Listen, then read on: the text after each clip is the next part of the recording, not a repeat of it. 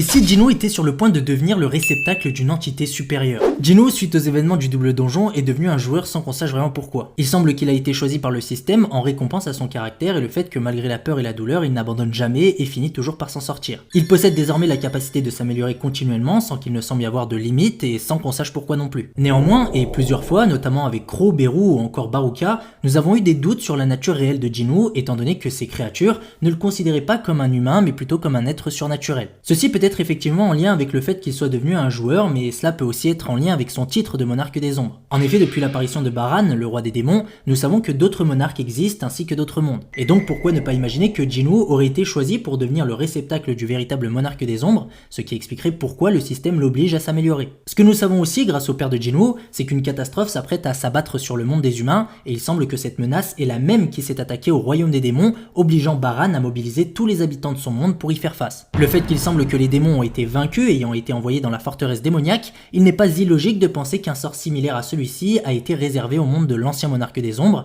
mais que lui a trouvé le moyen de se réincarner.